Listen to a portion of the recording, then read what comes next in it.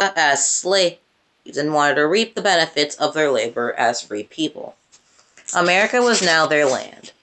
This debate, the back and forth of what to do with the slaves and free blacks, was when Thomas Jefferson stepped in and when he became president in 1801. And his response to all the fuss was that he needed to put a policy in place that might actually start the process of ending slavery, ultimately leading to colonization. Wait, but he had slaves. Wait, so he wanted to end slavery but not free his own? Wait, was he pro-slavery or anti-slavery? Contraction could have been his middle name. Thomas Contraction Jefferson. And that held true in 1807, when as president he brought about a new Slave Trade Act.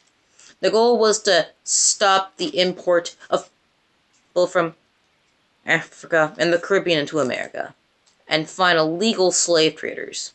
Instead, the act turned to be paper-thin and did nothing to stop domestic slavery or the international slave trade. Oof. Kids were still being snatched from their parents, and slave ships were selling slaves downriver from Virginia to New Orleans, which took as many days to trip across the Atlantic. Ugh. And Jefferson, the man who signed this Slave Act, started reading slaves. You. Let's move on. He and other like-minded slave owners began forcing their men and women slaves to convince children so that they, the owners, could keep up with all the farming demand in the Deep South. Slaves were being treated like human factories, birthing farming machines, tractors with heartbeats, backhoes that bleed. Contradiction. But by the end of his presidential term, Jefferson had had enough of it all. For real this time. Done deal. He was ready to step away from everything, from all the mess and madness of Washington, and return to his home Virginia, where he could read, write, and think. His notes on the state of Virginia would have been a bestseller. Bestsellers were a thing back then. And at this time on the point of his life, he even wanted to be done with the fame it had bought him. He seemed to be grinding a different gear by now. At least, he was trying to. He apologized for slavery.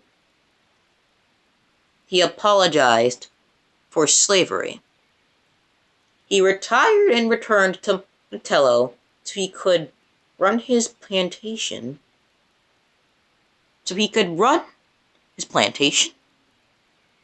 He expressed remorse for slavery, but still needed slave labor to pay his debts and pay for his luxuries.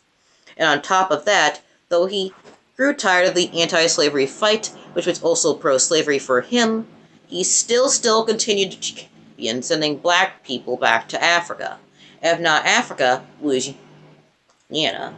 Jefferson had pushed Louisiana Territory from French early in his presidency. He wanted it to be the safe haven for freed slaves. It was supposed to be a bubble, pronounced cage, for blacks, where could be safe and where black people could be safe from their potential response to, the whole slavery thing. Colonization within the country, which was like black people being banished to the basement of the house they built under the premise that it was better than sleeping on the street. The Louisiana Territory got shaky when the question Missouri came to play. You have to remember that your map isn't the map they were using. The 50 states didn't exist yet, so Louisiana, or at least it was known then, the Louisiana Territory, took up the middle entire of the country. It stretched from north to south. It wasn't the boot, but now, trombones and red beans, no. The northern part of south of Louisiana was cut into what became the Missouri Territory. Its location, the part, was almost right smack in the middle of the country, meaning that there was a geographical conundrum that dealt with. Would Missouri be considered a slave state or a free state?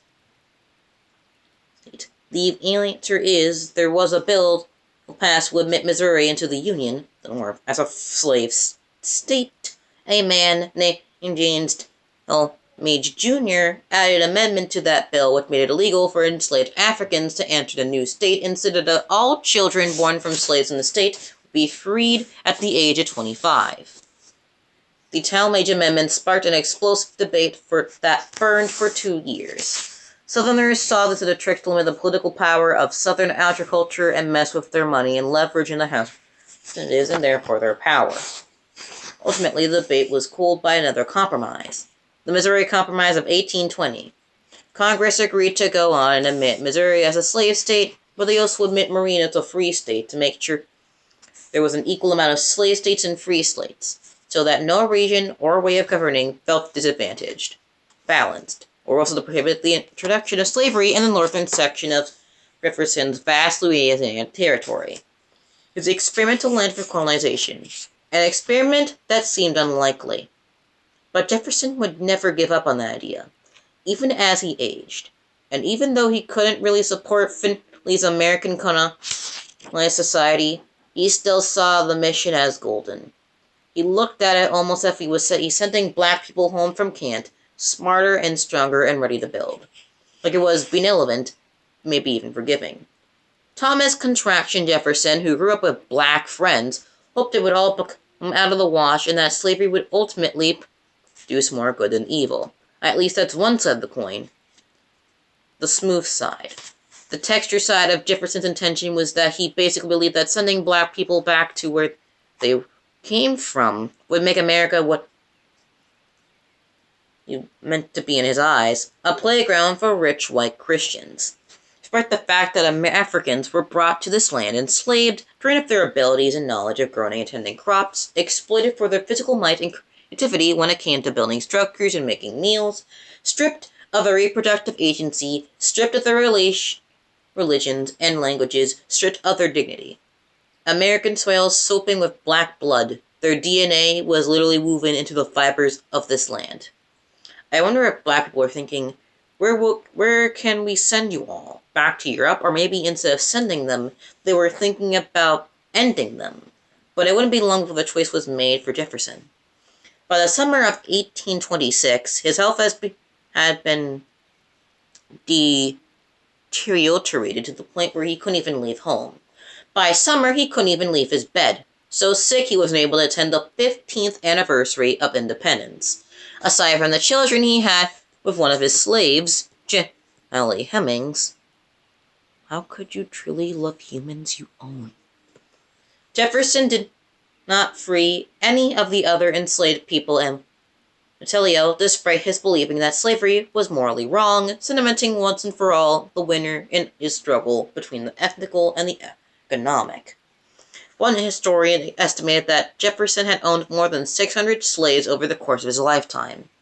In 1826, he held about 200 people as property, and he was about $100,000 in debt, about $2.5 million in today. An amount so staggering that he knew that once he died, everything and everyone would be sold.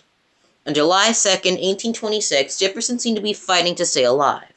The 83-year-old woke before dawn and called out his house servants. The enslaved black faces gathered around his bed, and he gave him his final words. He had been a cessationist at times, and a Semiterist at other times, and usually both in the same act. But he never quite made it to being anti-racist. He knew slavery was wrong, but not wrong enough to free his own slaves. He knew as a child that black people were people, but never truly treated them as such.